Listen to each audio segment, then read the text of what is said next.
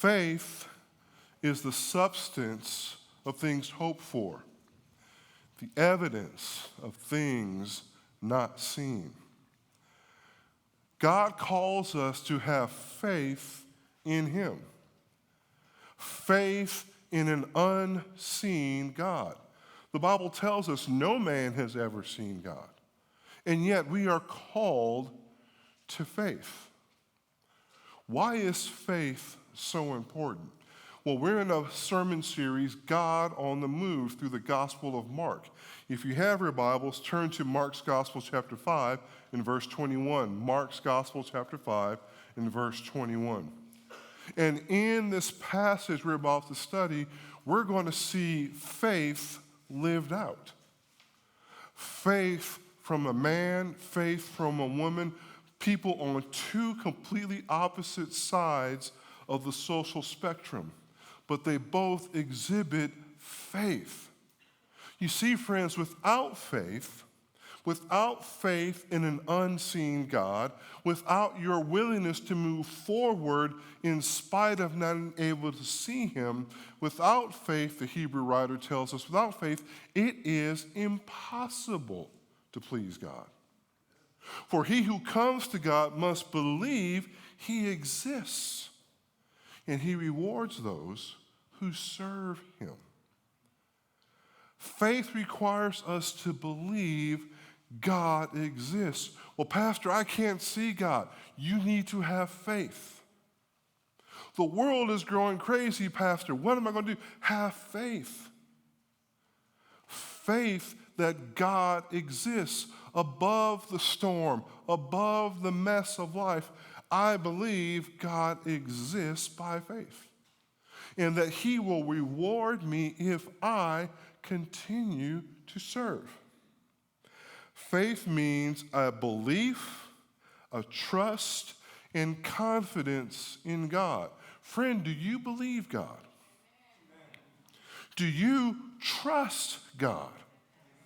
Do you have confidence in God? Well, if you do, if you believe God is who he says he is, if you trust that he is sovereign and over your life and over the world and everything that's going on, if you have confidence that he will follow through on all of his promises, then you will live by faith. And in doing that, the Bible says if you live by faith, you please God. Do you know you have the opportunity to grab the attention of the Most High God? Do you know you have the opportunity to live in such a way you get God's attention and you please him? That's powerful. You have that ability. I love this Spurgeon quote. Faith is weakness clinging to strength and becoming strong through so doing. Y'all, that's faith. Faith is not what I can do. What I can do is a little bit. But I'm leaning on him. He is my Savior. He dwells within me. He is my power source. And when I lean on that in faith, he then gets to work in and through me. And then watch our world, right? But it's not just for pastors. It's for all of you. You can live by faith. And today we will see a man and a woman. Again, two different spectrums in the Jewish world, but both of them come to Jesus in faith. And then they see Jesus move. First point, we see a father's faith. Verses 21 and 24 in Mark chapter 5.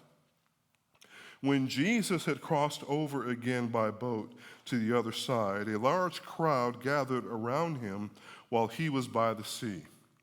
One of the synagogue leaders named Jairus came, and when he saw Jesus, he fell at his feet and begged him earnestly, "My little daughter is dying. Come, lay your hands on her so that she can get well and live." So Jesus went with him, and a large crowd was following and pressing against him. If you remember in our study, we began the study with Jesus and the disciples going across the Sea of Galilee from Capernaum. A big windstorm came, and the disciples in fear cry out to the sleeping Jesus, "Teacher, don't you care that we're drowning?" Jesus wakes and says, "Peace, be still." And there was a great calm.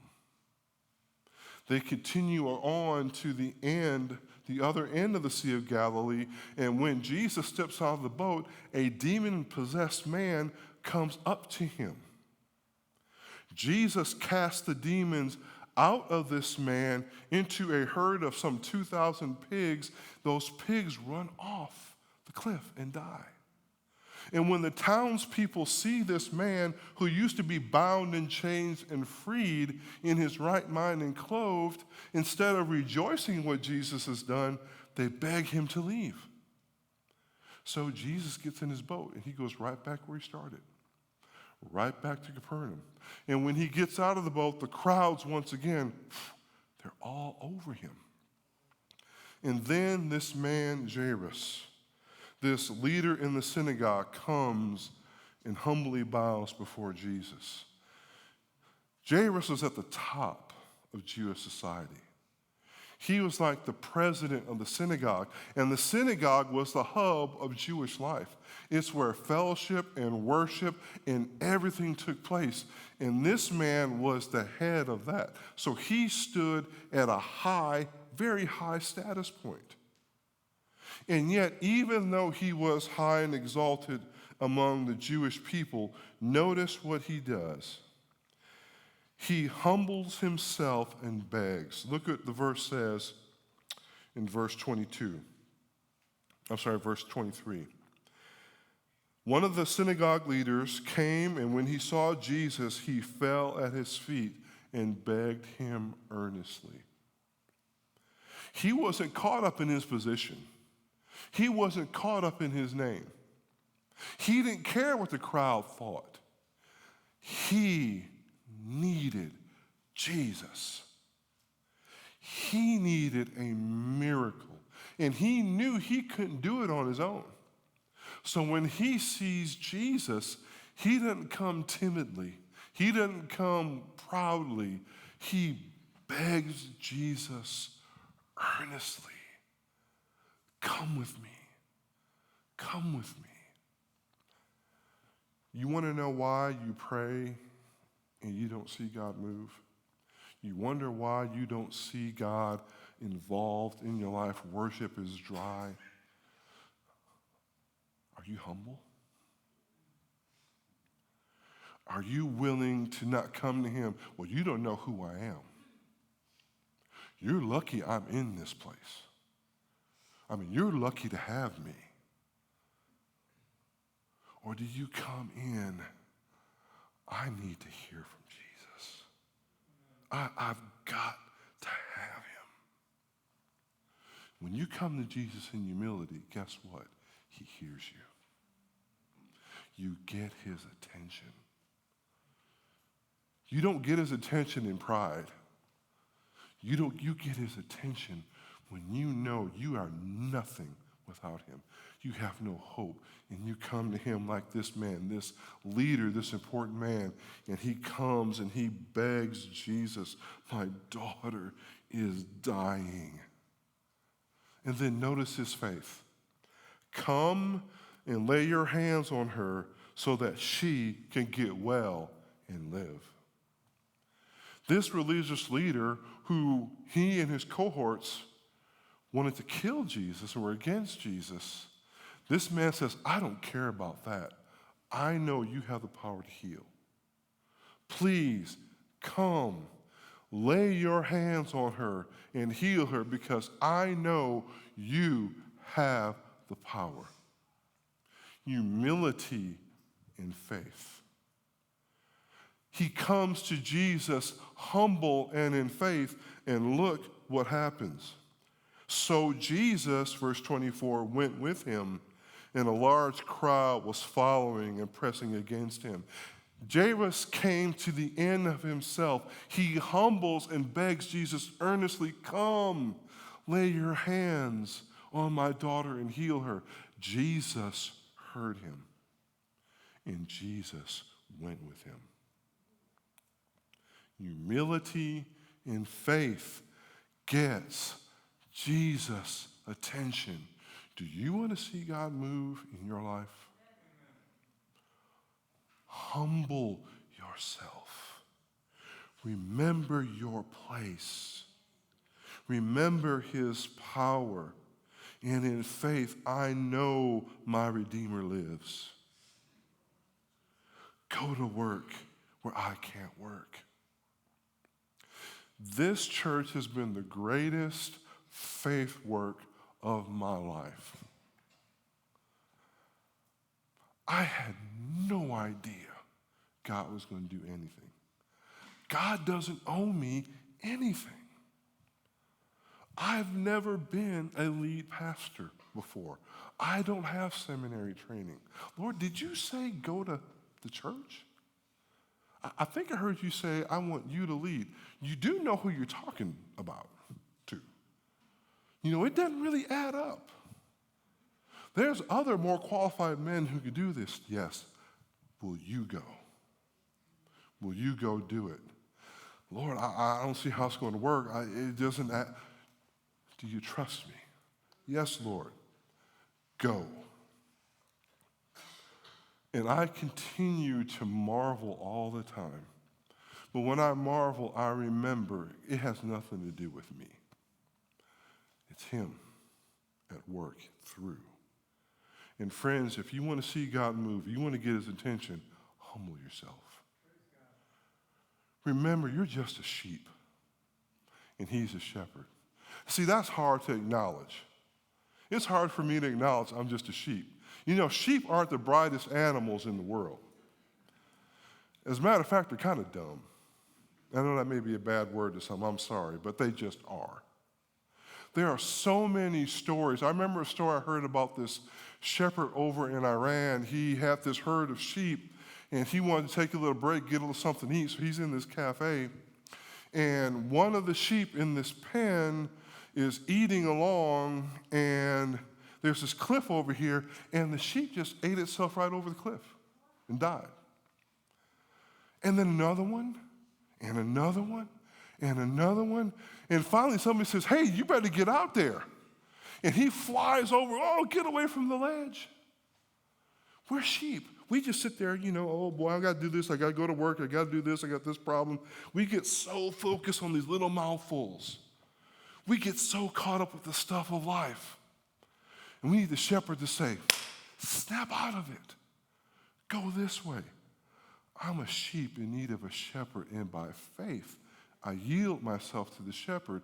And friends, when you yield yourself to the shepherd, when you realize you're just a sheep and he's in control, look at what he can do. So Jesus and this crowd, they're on the way to Jairus' house. Point 2, we see a woman's faith.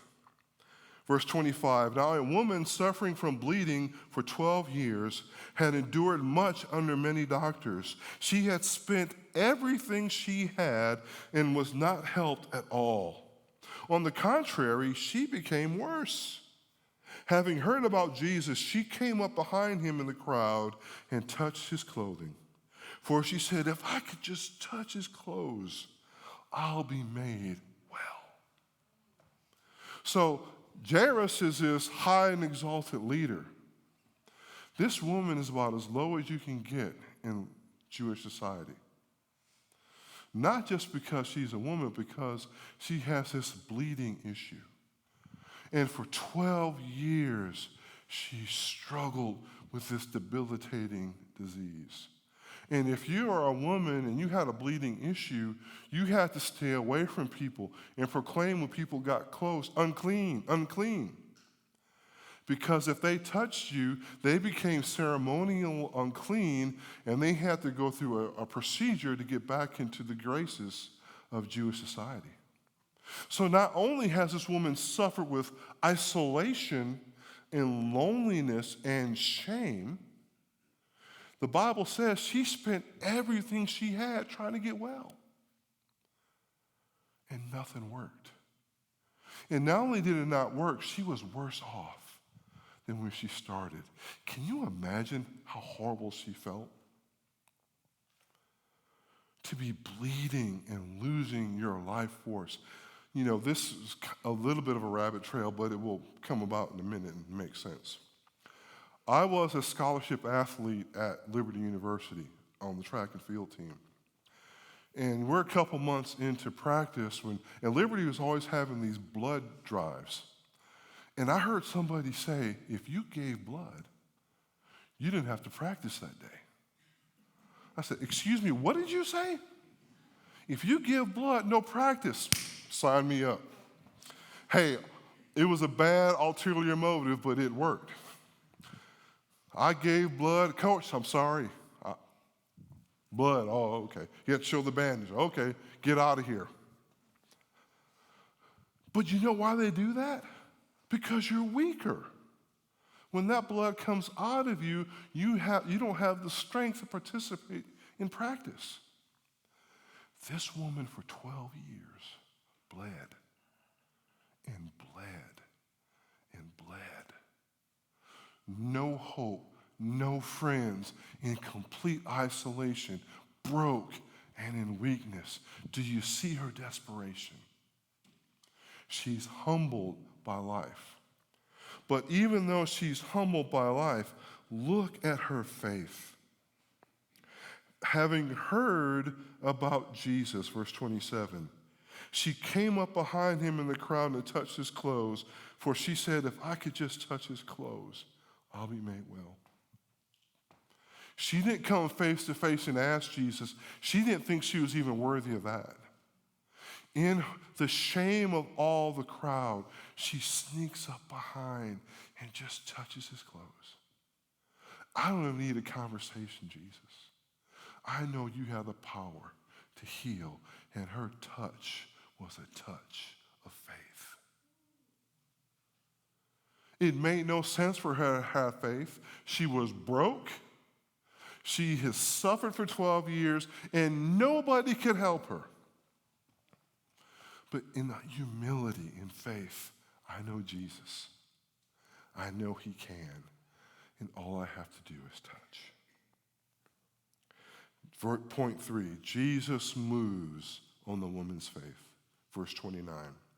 Instantly, her flow of blood ceased, and she sensed in her body that she was healed of her affliction. There wasn't any delay. There wasn't any.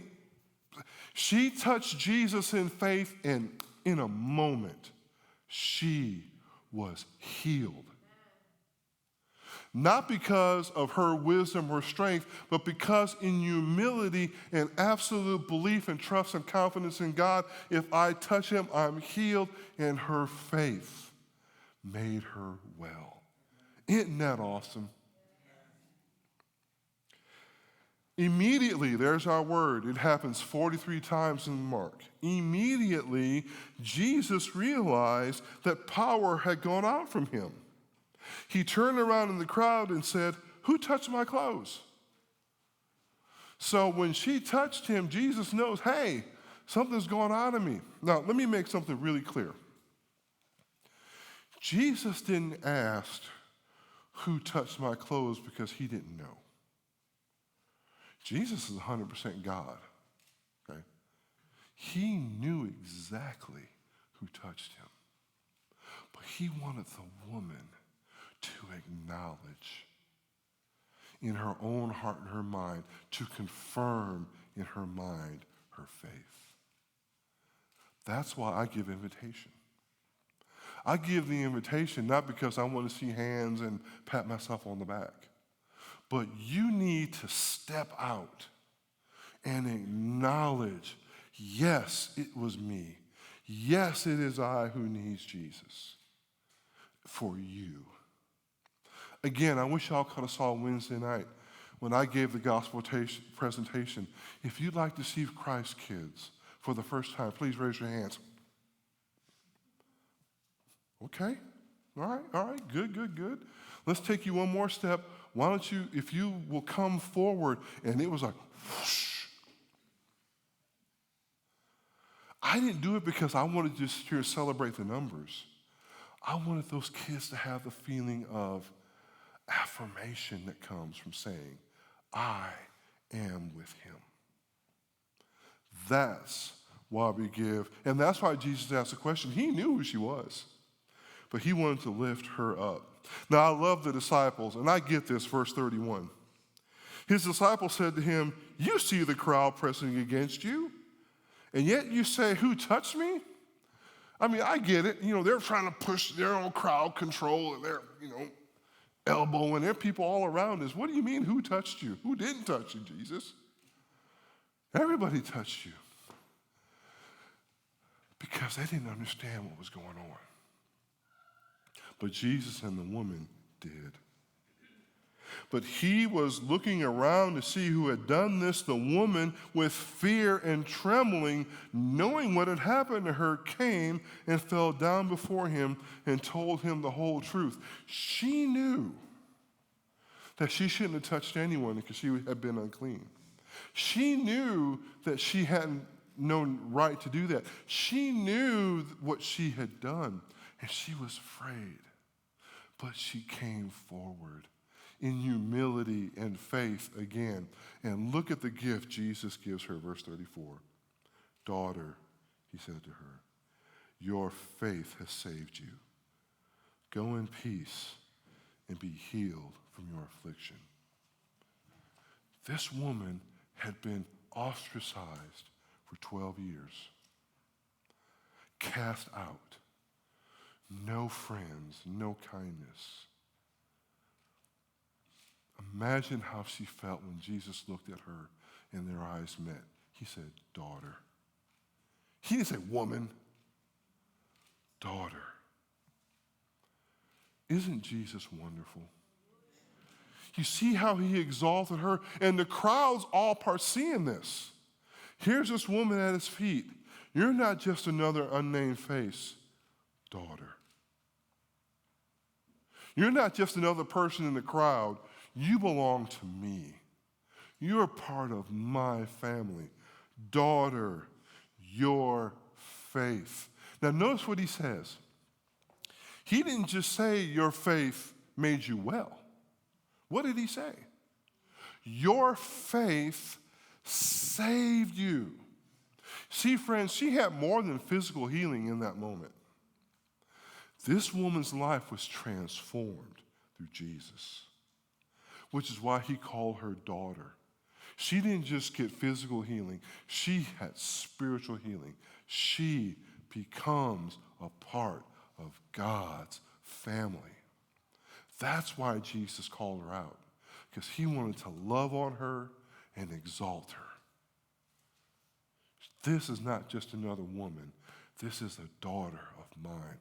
What a glorious gift God gave her, and what a glorious gift you can have when you, like her, come to him, not in your pride and arrogance, but broken. I can't do anything. You can do everything. Come and move on my behalf. Now, while all this wonderful stuff is going on, we forget all about Jairus. Jairus is on a mission. If it were your child and all this is going on, hey, Jesus, come on. My daughter's about to die. We ain't got time to stop. Let's go. So all this is going on, and Jairus must be thinking, what in the world's happening? See the last point. Jesus moving on a father's faith. While he was still speaking, people came from the synagogue leader's home and said, your daughter is dead. Why bother the teacher anymore? So you see the urgency behind his plea, because while Jesus is talking to the woman, all this is going on, Jairus' daughter dies, and word comes to him.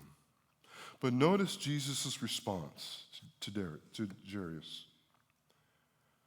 Verse 36. When Jesus overheard what was said, he told the synagogue leader, don't be afraid, only believe. Now, when he says don't be afraid, he is not talking about having complete absence of fear. He's telling Jairus, don't be consumed with fear. You've come humbly and you've asked my presence. Don't fear, don't doubt. I heard you. I'm moving.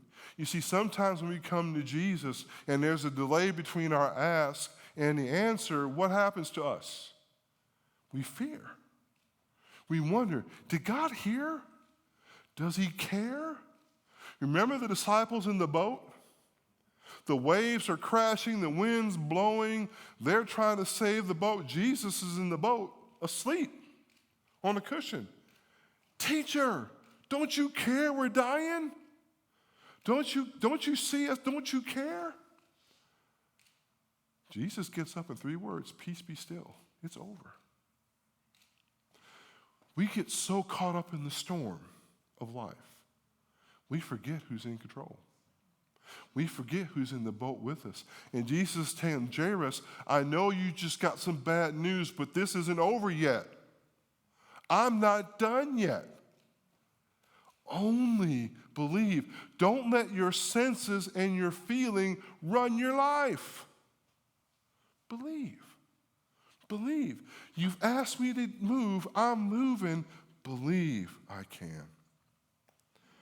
They came to the leader's house, and he saw a commotion, people weeping and wailing loudly. See, back in this day and age, they had professional mourners. I mean, what a job. They would pay people to come, and they'd wail, and they'd moan, and they'd cry, and they'd throw dust up in there. What a job. Professional mourners were at his house because his daughter is dead. And Jesus walks up and goes, oh my goodness, look at all this. What a mess. He went in and said to them, why are you making a commotion and weeping? The child isn't dead, but asleep. Y'all are all worried about this, but I'm in control here. I'm the resurrection and the life. He who believes in me, though he were dead, yet shall he live. Do you believe this? He knew it. He believed it. Y'all making all this noise and jumping around and crying. I'm about to raise her up. Now, here's the problem with us, and this is why faith is so important. On the surface, it makes no sense. She's dead. They hadn't seen anybody raised from the dead. When you're dead, you're dead. You're not asleep. What are you, crazy? They went with human understanding and human intellect. And y'all, this is why you can't look at life with your own understanding all the time. Because your own understanding will lie to you over and over and over when it comes to God's economy. You got to understand that. Your feelings don't always tell the truth. Your emotions don't always tell the truth. Don't let your feelings and emotions and reasoning take over. We hear it from Solomon. Trust in the Lord with some of your heart. Come on, y'all. I know y'all know that ain't right. Trust in the Lord with all your heart. Don't leave room for doubt. When you go through life, trust him with everything you have. Lean not on your own understanding. You see, our own understanding gets us in trouble all the time. Because we look at the life in our calculus and go, all right, this is over. This is going to never work. I keep talking about the faith walk of being in this church, and I remember in August, September, walking around and looking at the state of things going, man, I just don't know. I don't see how this is going to work out. Talking to people in the neighborhood and seeing the walls, man, I don't know how this is going to work out. My emotions and my reasoning, it didn't add up. But I kept being led of God's Spirit, trust me. I called you, trust me. I told you to do this, have faith. And you pray, And the next thing you know, God moves. Because I begged him. I needed him. This ain't happening without God. You don't replace 5 air conditioning units and you don't have the money in the bank without God.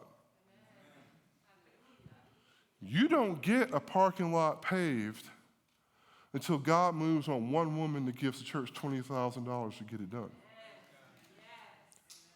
So what I have seen, yes, praise him. I share all that to say I ain't doing none of it. But as I have tried to remember what he called me to, remember who's in control, and trust him with every square inch of my being, and not let my own understanding get in the way, he has continued to move. Even yesterday, I'm, out before the wedding, dealing with people and the couples, making everybody comfortable. I get a call, the generator for the corn dog thing blew up and it can't be fixed till Monday. So I'm trying to get ready for a wedding. I get that bomb dropped. Okay, it's cool. Focus on the wedding. God's got this. Then somebody says the bathrooms don't work.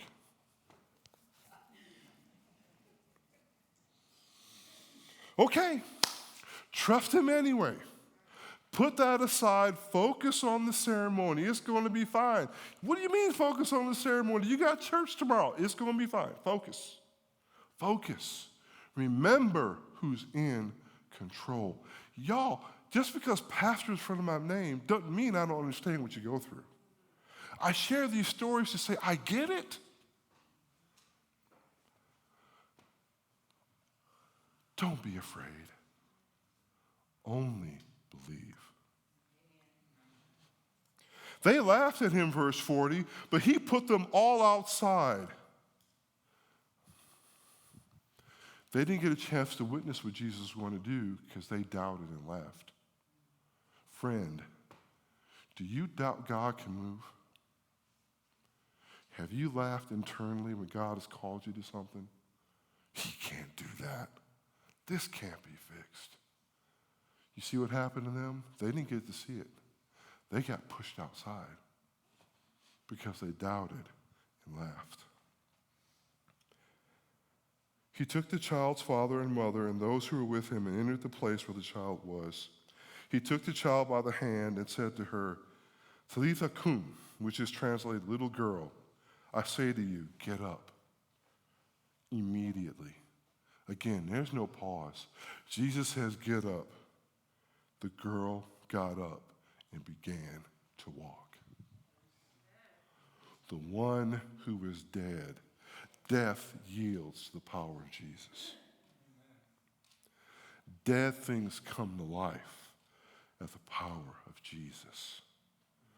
Broken things are mended at the power of Jesus. Broken hearts are healed at the power of Jesus. The one who was dead, Jesus says, get up. And immediately the girl got up and began to walk. She was 12 years old. All this, they were utterly astonished. Yeah, I'd be astonished. Rigor mortis is setting in, and homegirl is up, walking. Because Jesus stepped into emotion, and Jesus stepped into emotion because a father didn't get caught up in his status in Jewish society. He didn't get caught up in what he knew about the Bible and God. He humbly begged, Jesus, please come. Lay your hands on my daughter. I have faith. Jesus heard, Jesus went, Jesus moved. A woman who had suffered for 12 years, isolated and alone, lost everything, all friends, all money, has the faith to come to Jesus. She's healed. A man whose daughter is sick and then dies humbly comes before Jesus and has the faith that Jesus can move. And he sees Jesus move. 1 Peter 5:5-7. In the same way, you who are young, be subject to elders. All of you clothe yourselves with humility towards one another, because God resists the proud but gives grace to the humble. Do you know why your worship is dead? Do you know why the Bible may seem dead? Do you know why God isn't moving on your prayers? Could it be you are proud? Could it be you're too unwilling to humble yourself before him? Could it be that's the problem? I've told you the story before when Andrew came into worship when I was a deacon at Shandon. He's sitting next to me for the first time, and he was singing really loud. I'm like, Andrew, shh. I'm a dignified deacon. I have my coat and tie on. You can't be making that kind of noise. You're disturbing people. He looked at me with a look that was like, Dad, I just want to sing. I said, son, let it fly. I didn't sing at Shandon for 3 weeks because I was cut to the heart. Why are you so worried about what other people think? And you're so unwilling to worship? Why are you so concerned about other people's opinions and not willing to be like him? And just worship the King of Kings and Lord of Lords. I didn't sit for 3 weeks. I sat and just prayed. What's wrong with me? What's my problem? How come I'm not like him? And y'all, God broke me. And that first Sunday I sang for the first time in my life, my hand went high because I realized how glorious he is and how little I am. And I humbled myself. And since then, I've been a hand raiser, clapper, stander. I hadn't been before that moment. I was proud, and God resisted. Worship was dead. It wasn't because of him. It was because of me. I didn't get his spirit because I was proud.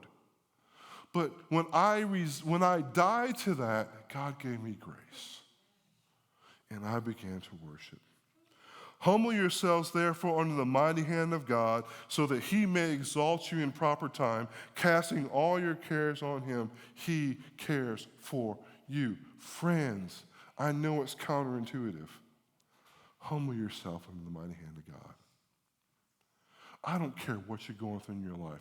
You may be frustrated. You may be depressed. You may not have any money in the bank. People are out to get you. They're telling lies about you, and you're thinking, I can't go on. Humble yourself under the mighty hand of God. Do you believe God's hand is mighty? Do you believe the God that healed the woman with the blood issue, the God who raised the little girl from the dead? Do you believe that's your God? Humble yourself under his mighty hand, and at the right time, he will exalt you. Daughter, son. And when it gets to be too much to bear, cast all your anxiety on him. It's the picture of somebody carrying a heavy load, and you take that load off your shoulders and you place it on Jesus' shoulders, and you go the other direction. Cast your anxieties on him. He cares for you.